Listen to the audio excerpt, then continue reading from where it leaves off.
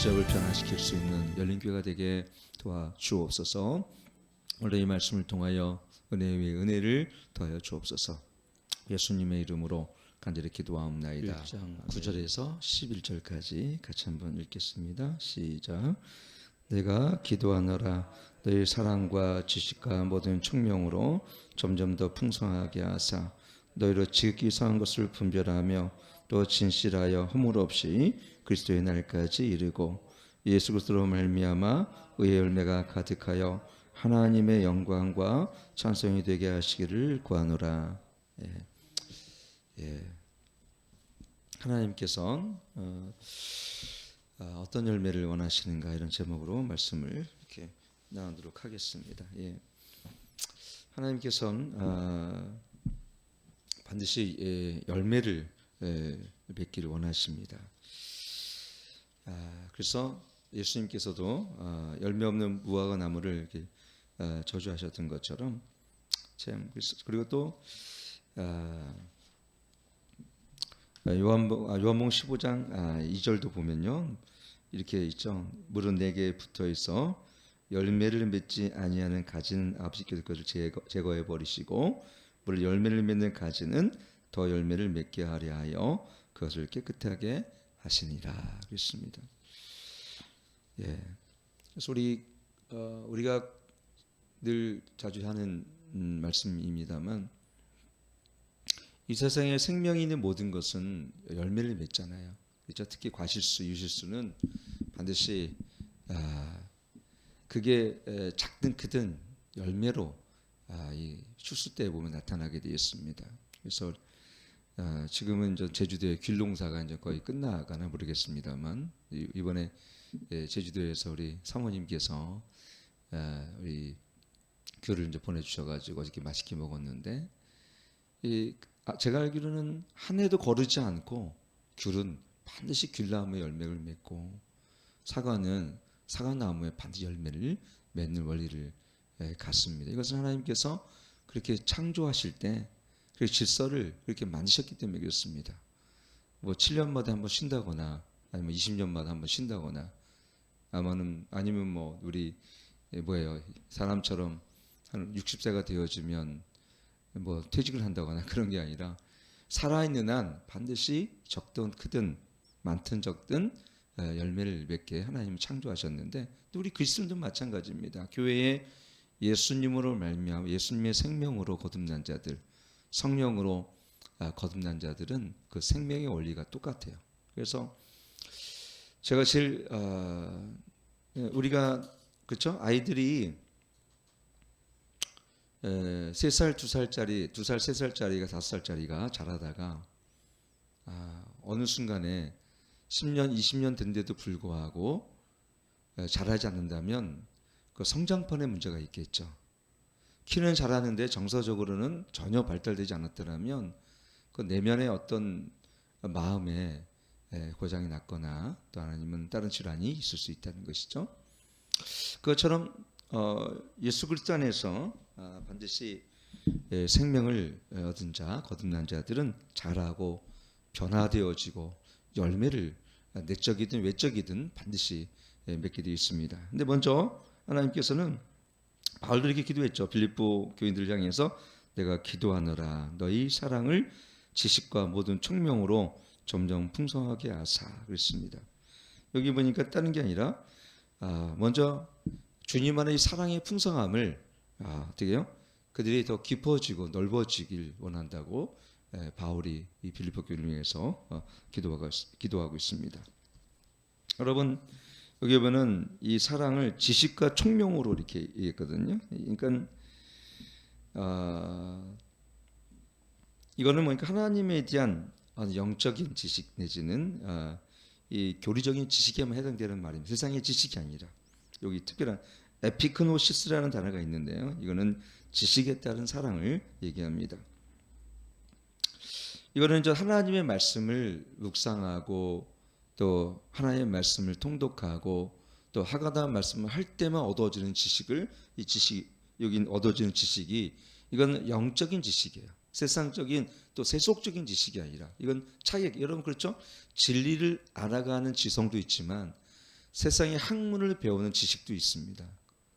근데 다른 건 뭐냐면 우리는 이 진리를 통해 하나님을 아는 것을 우리 또한 지혜라고 얘기도 하고 또 총명함이라고 또 얘기도 할 수가 있죠. 물론 약간씩 다른 의미가 또 비교되기 원어적으로는 다르긴 했지만 그러나 이 지식은 하나님을 알아가는 지성이라면 총명은 이 지식을 통해서 옳은 쉽게 얘기하면 분별력 즉 판단력을 의미하기도 합니다. 그래서 그러나 어때요? 지식이 아무리 많아도 총명함이 부족하게 되어지면 성경에 대한 지식은 굉장히 많은데 이거를 옳게 적용하거나 분별함이 적을 수도 있는 것이죠. 그러니까 지식으로만 충만하면 그래서 우리가 지혜와 계시형을 부어주사 그래서 에베소 1장 지혜와 계시형을 부어주사 하나님을 알게 하시고 그랬습니다. 여러분, 그러니까 성령으로 말미암아 여러분 이 깊은 하나님 성령이 아니고선 고린도서 2장에 우리 몇 주 전에 우리가 나눴던 것처럼 하나님의 영이 아니고는 하나님의 깊은 것을 통달할 수 없다. 그러니까 깨달을 수 없다라는 것. 그렇죠? 성령 여러분 말씀을 묵상하고 또 말씀을 통독하고 아무리 말씀을 암송해도 있잖아요. 성령으로 말미암아 이걸 깨닫지 않는다면 지식에만 머물러 있어요. 물론 이러한 지성의 훈련들이 또 지식의 훈련들이 나중에는 어떤 우리 영성과 또 경건의 훈련에 큰 도움 되는 건 마땅하지만 그러나 여러분들이 지식에만 축적되는 것에만 만족한다라면 이 삶 속에 이것을 깨달은 말씀이 내 영으로 깨닫는 말씀이 없이 그냥 되어진다면 나중에 어떻게 되면 너무 교만해집니다. 지식이 머리만 커진다는 얘기예요. 이 말씀이 내가 올 때 그렇죠. 이 말씀이 내 가슴을 치고 심령을 변화시키고 그리고 이 말씀이 불방망이가 되어서 내 심령에 하나님의 거룩한 능력으로 나를 변화할 때 그때 새로운 변화가 그리고 우리의 내면의 성령으로 말미암아 이 말씀으로 기경되어지고 새로운 성숙이 일어나게 되어집니다. 교회 생활을 오래 한 것 중요하지 않아요. 오늘 이 말씀으로 깨트려지고 이 말씀이 나의 레마의 말씀이 되어지고 그래서 이것이 나의 지성을 자극하고 또 지혜와 분별력을 영적인 이런 자각과 영적인 분별력을 주셔서 내 영이 새롭게 되어지고 혼도 우리가 말씀으로 강건해지고 그게 바로 뭡니까? 변화, 성수, 그 다음에 나가서 성화로 우리가 나갈 수가 있는데 그때 우리는 어떻습니까? 진리를 지식으로만 경험하는 것이 아니라 여러분 진리를 지식으로만 깨닫는 자는 참으로 어떻게 됩니까? 마치 이거는 음식을 먹는 데 있어서 아주 제한적인 음식만 또 편식만 하는 결과가 되는 것 같아요. 그러면 이 밸런스가 깨지겠죠. 그러기 위해서는 어떻게 됩니까? 우리가 이 말씀을 나의 경험적인 또 레마의 말씀으로 되기 위해서 계속적으로 이 말씀을 내가 믿음으로 순종할 때 그때 이 열매가 나타납니다. 여러분 그렇죠? 우리가 사랑이라는 단어는 공부해서 되는 단어가 아니잖아요. 여러분 사랑, 은혜, 그 다음에 소망, 또 우리 안에 있는 영성 이것은 내가 열심히 학문적으로 책을 판다고 어느 정도는 그게 물론 이것이 이런 거구나라는 깨달음이 올 수는 있겠죠. 근데 사랑은 어떻습니까? 주님이 하나님 우리들 아가페적인 사랑, 친구와 같은 필리아적인 사랑. 이거는 실제적인 그 사랑을 경험한 그 십자가의 사랑은 굉장히 어떻게 우리가 하나의 주는 그냥 이성적으로만 깨닫고 이런 사랑이구나 이게 아니라 성령으로 말미암아 로마서 5장 말씀처럼 하나님의 사랑이 부어진 바 되어든 그런 실제적인 사랑을 그리고 십자가의 실제적인 사랑을 우리가 깨달을 때 더 풍성한 은혜와 또 하나님의 사랑을 우리가 경험하게 된다는 것입니다. 그래서 이것이 하나의 지식적이거나 또 너무 지성화되어 있는 우리 신앙에 머물러 있게 되어지면 너무 어떻게 돼요? 이론으로는 많이 하는데 가슴으로는 오진 않아요.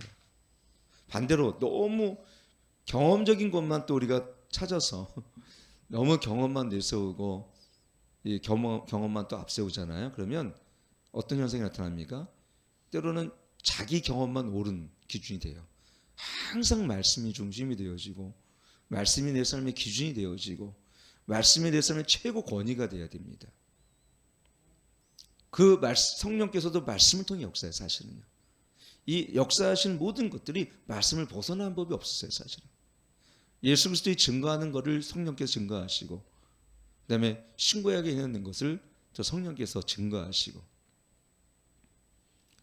그렇죠?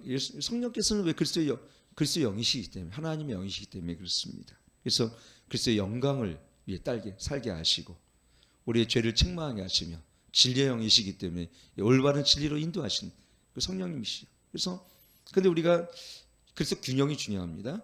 이 진리를 아는 이런 지성의 훈련과 두 번째는 그로 말미암아 이런 그 믿음을 통해서도 우리가 알아지겠지만 실제로 삶에 경험되어지는 하나님의 사랑의 경험들이 있어야 됩니다. 그래서 많은 분들이 기도하다가 그렇죠. 기도하다가 어떤 분들은 그런 분도 있어요. 정말 기도하다가 금식 기도하다가 하나님의 사랑의 음성을 듣는 사람도 있고, 또 어떤 기도하다가 이 십자가가 깊이 깨달아지는 그런 진짜 머리가 아니라 가슴에 새겨지는 그런 신비에 새겨지는 그런 간증을 간혹 듣기도 하고, 또 고난을 통해서 하나님의 사랑을 성령께서 깨닫게 하실 때가 있고, 심지어는 자녀가 속썩였는데 알고 보니까 그 자녀를 통해서 나를 하나님의 사랑을, 하나님 우리를 얼마나 이처럼 사랑하신지를 깨닫는 저 같은 경우도 많이 이렇게 삶 속에서 그거를 이렇게 체득하게 하시더라고요. 경험하게 하시더라고요. 그러니까 우리가 이런 부분들을 우리가 지식으로만 쌓는 것이 아니라 우리가 믿음의 경험이라 그러죠. 믿음이라는 것은 공부해서 이렇게 지성으로 쌓는 경험도 있지만, 그런 믿음이라는 것은 어떻습니까? 우리가 직접적으로 이렇게 경험, 삶 속에서 하나님께서 경험케 하는 경험도 있다는 것을 이렇게 보게 되어집니다. 그래서 바울은 그러한 풍성한 사랑을 빌립보 부인들에게 경험하러 기도를 한 걸 보게 되어집니다. 두 번째는 뭐냐면 지극히 선한 것을 분별하며 그랬습니다.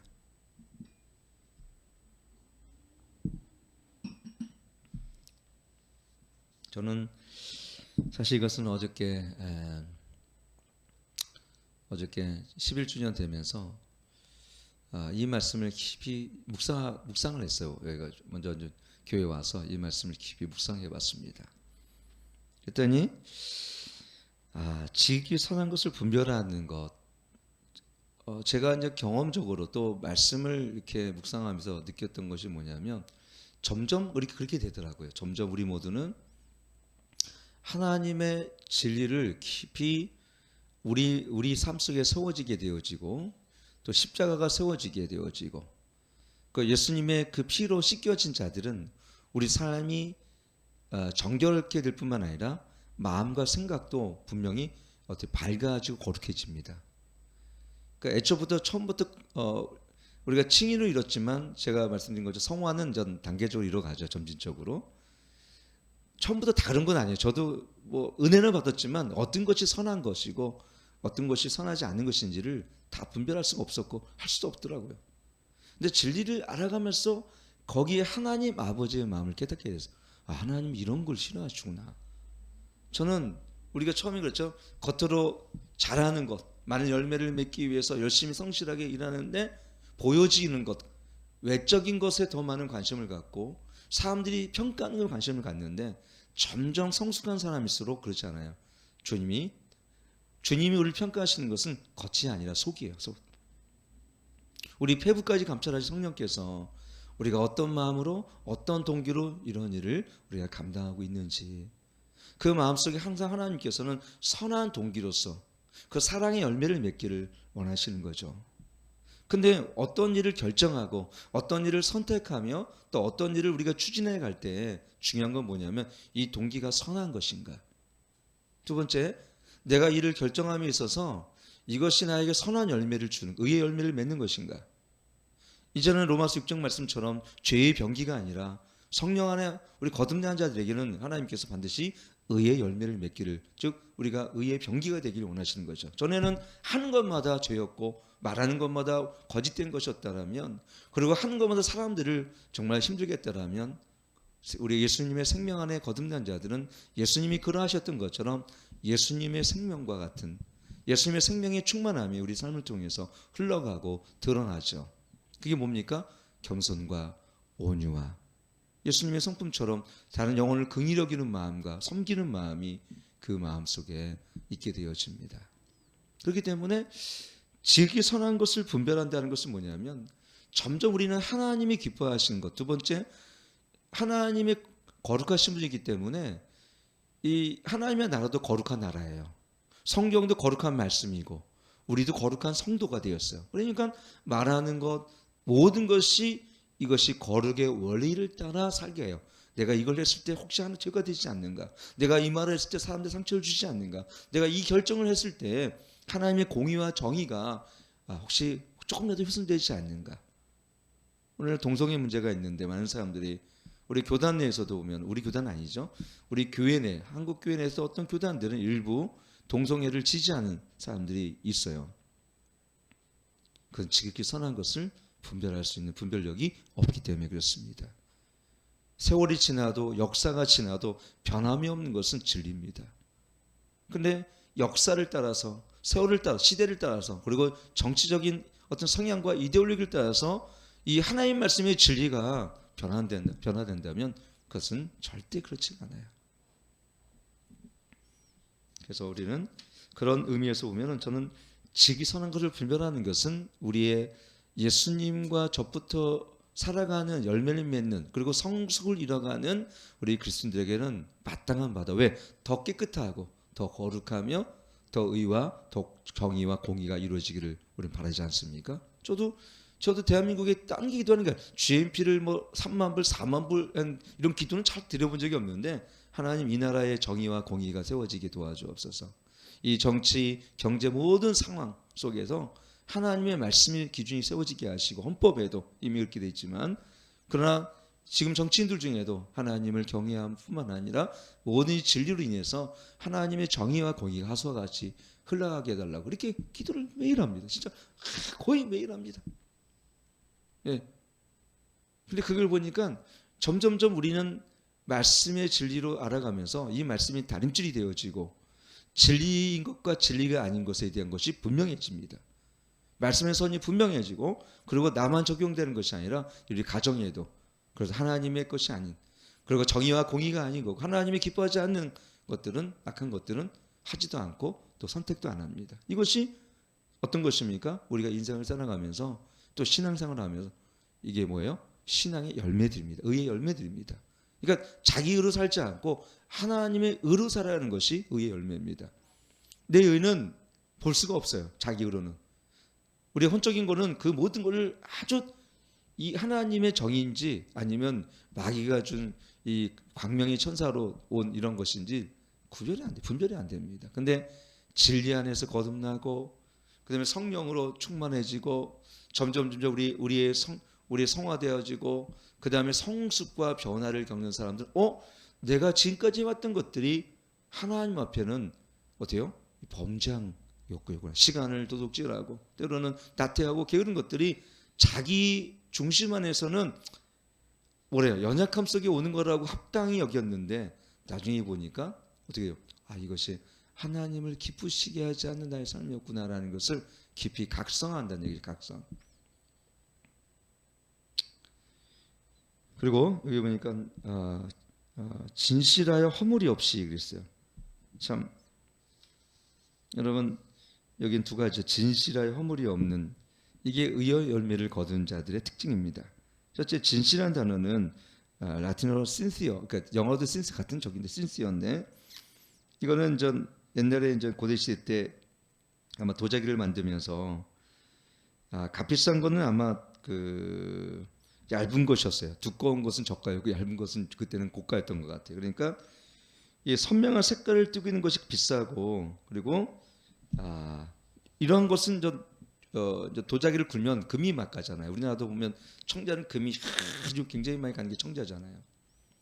근데 사람들이 진실하지 못한 사람들은 어땠냐면요.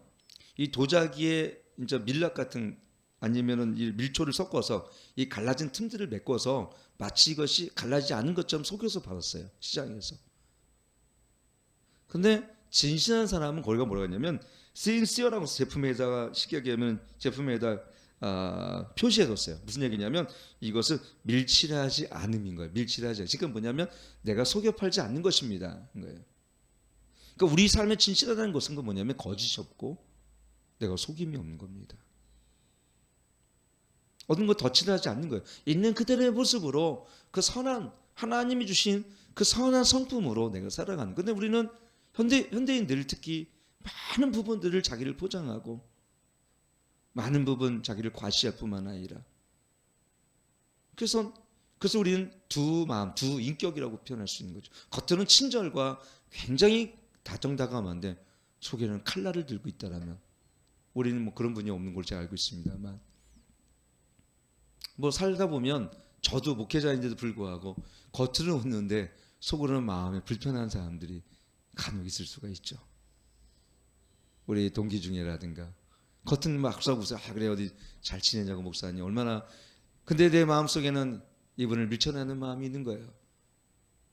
이거는 진실하지 못한 마음이죠. 겉과 속이 다른 마음이죠. 그래서 여러분 우리가 물론 우리 인간이기 때문에 이런 마음이 다 있어요. 우리는 마음속에 미움도 생길 수 있고요. 마음속에 또는 섭섭함도 있을 수 있습니다. 섭섭함은 마귀가 주는 거니까. 그러면 어떻게 됩니까? 당장 우린 기도해야 됩니다. 예수 이름으로 섭섭함이 물러갈지어다. 그리고 기도해야 되는 거예요. 사실 우리는 섭섭함을 주진 않아요. 내가 섭섭함을 받는 거지. 누가 내가 너 섭섭함 줄게 이런 사람 있습니까? 이밀사님한테 집사님 내가 오늘 섭섭함 내가 2인분 드릴게요. 이런 사람이 어디 있어요? 내가 그냥 받는 거지. 우리 목사님 나한테 인사도 안 하고. 그런 섭섭함이 몰려오는 거예요. 물론 우리 사람이기 때문에 그래요. 근데 우리가 이런 부분을 자기 자신이 그래서 마음을 물을 지키는 것보다 마음을 지키라. 이런 게 마귀가 틈타지 않도록 어둠이 역사하지 않도록 우리는 늘 성령으로 충만해지고 진리로 충만해지고 믿음이 충만해질 때 이런 것이 또 전신갑주를 입을 때 의의 용비를 입을 때 이런 사단의 화전을 우리가 어떻게요? 막을 수가 있다라는 것이죠. 그래서 여러분 정말 여기서 얘기하는 이 진실함 그것이 바로 허물 없이 그리스도의 날까지 이르는 결정적인 이런 하나님이 주시는 은혜다라는 것을 이렇게 보게 되어집니다. 결론적으로 여러분 오늘 이 말씀을 주시는 것은 우리가 예수 그리스도 말미암아 그랬어요. 의의 열매가 가득하여 그랬어요. 결국은 이 얘기는 요한복음 15장 있는 말씀처럼 거기 우리 한번 4절 한번 5절 읽을까요? 요한복음 15장 4절 5절 같이 한번 읽겠습니다. 내 안에 거하라 나도 너희 안에 거하리라. 가지가 포도나무에 붙어 있지 아니하면 스스로 열매를 맺을 수 없음 같이 너희도 내 안에 있지 아니하면 그러하리라. 나는 포도나무요 너희는 가지라. 그가 내 안에 내가 그 안에 거하면 사람이 열매를 많이 맺나니 나를 떠나서 너희가 아무것도 할 수 없습니다. 결국은 여러분 이런 의의 열매가 가득한 것은 그리스도 안에 있고 이 얘기 뭐냐면 예수 그리스도와 접붙어 있던 즉 연합되어 살아가는 사람들이 그런 성도들이 결국 의의 열매가 가득한 것이죠. 당연하죠. 우리가 만약에 대추나무가 열려 있는데 포도나무가 있는데 그 가지가 본 가지와 본 나무와 떨어져 있다면 결코 열매를 맺을 수 없을 뿐만 아니라 말라 비틀어 버리게 되어지는 거죠. 이게 우리가 신앙의 원리고 영적인 원리입니다. 그래서 우리가 오늘도 살아가면서 바쁘고 분주하지만 먼저 새벽자단에 새벽을 깨우고 기도하는 것은 그만큼 우리가 열정을 다해 주님을 갈망하고 또 기도의 삶을 통해서 이 골방에서 기도에서 어떻게 됩니까? 주님을 바라보며 또 예수님과 동행하는 거죠. 예수님과 동행하는 게 다른 게 아니에요. 기도하며 이 말씀으로 동행하고 주님을 바라보고 주님을 기대하고 주님을 소망하며 그리고 주님을 의지하며 살아가는 것이 이것이 접붙어 있는 삶의 연합의 마음입니다. 연합된 것은 어떤 것입니까? 최소한 두 가지겠죠. 생명이 흘러온다는 것과 두 번째 이 가지는 나무를 의지하며 살아갑니다. 그렇죠? 근데 우리가 가지가 나는 나이고 예수님이 예수님이야. 이러한 분리된 마음으로 살아간다면 이런 것을 전혀 예수님을 의식하지 않고 오늘도 살아간다면 이거는 연합이 아닙니다. 말만 돈 거지. 그래서 우리가 연합되어 살아간다는 것은 친밀함, 연합, 신비적인 연합 또 함께 동행하며 동행은 두 가지 조건이 맞아야 돼. 목적이 같아야 되고요. 속도가 같아야 됩니다. 그 주님의 선하신 목적이 주님의 뜻이 나의 뜻이 되어지고, 그리고 주님이 원하시는 그런 인격과 열매를 맺어가는 그런 삶을 살아갈 때 우리는 주님과 동행할 수 있는 것입니다. 그리고 주님을 날마다 우리 삶에 초청하고 그런 임재 의식을 갖고 살아가기 시작하게 될 때에 더 친밀하게 주님과 연합이 되어지고 그 은혜가 내 안에 흘러오며 내 마음이 그분의 마음으로 생명으로 늘 날마다 성령으로 말미암아 적셔져 있어요. 그리고 충만해져 있습니다. 그래서 우리 심령이 늘 어때요? 기쁨과 감사가 넘쳐흘러요. 그게 의의 열매가 가득한 삶입니다. 그런 사람은 어디 가든지 어떻습니까?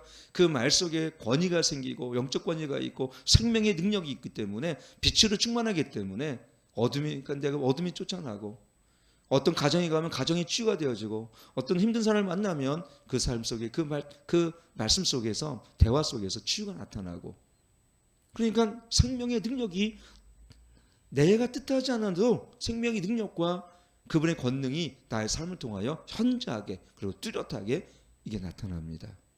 그렇게 의열매가 내적인 이런 어떤 성품을 통해서 인격적인 열매가 맺고 두 번째는 인격적인 열매를 통해 예수님의 향기가 나타나니까 전도가 되는 거예요. 여러분 전도가 안 되는 것은 뭔가 이상한 겁니다. 우리가 그렇게 우리 그리스도의 향기가 가득한데 누군가는 여러분을 사랑하고 뭔가 다르다 이런 인식이 생겨요. 빛이 가면 환합니다. 대화도 다릅니다. 오늘 여러분이 이와 같이 예수 그리스도의 빛과 또 생명의 충만함과 의의 열매가 가득한 삶을 살길 축원합니다. 오늘도 그리스도 안에 거하시고 예수님과 동행하시며 주님이 여러분 가운데 임재하셔서 정말 하나님이 기뻐하시는 의의 열매가 가득한 삶을 살아가는 저와 여러분 되길 축원합니다. 기도하겠습니다. 하나님 우리에게 풍성한 사랑을 주시고 진실하여 허물이 없이 그리스도의 날까지 이르는 삶을 살게 하여 주옵소서. 그리스도 안에서 의의 열매가 가득한 삶을 살길 소망합니다. 주님의 인격을 더 닮아가게 도와주시옵소서. 주님의 성품을 닮아가게 도와주시고 더 성령으로 충만케 하시고 날마다 하나님 그 은혜 속에서 전도의 열매, 복음의 열매, 기도의 능력 그리고 하나님 우리 삶의 변화와 성숙을 이뤄가는 그 삶이 되게 축복하여 주옵소서. 이제는 우리 주 예수 그리스도 안에와 하나님의 극진하신 사랑과 성령 하나님의 대주 충만 교통하심이 오늘도 의의 열매가 가득하여 오늘 주님의 영광을 그 뜻을 쫓아 살기 원하는 주의 백성들 머리에 이제부터 영원토록 함께 하실지어다. 아멘.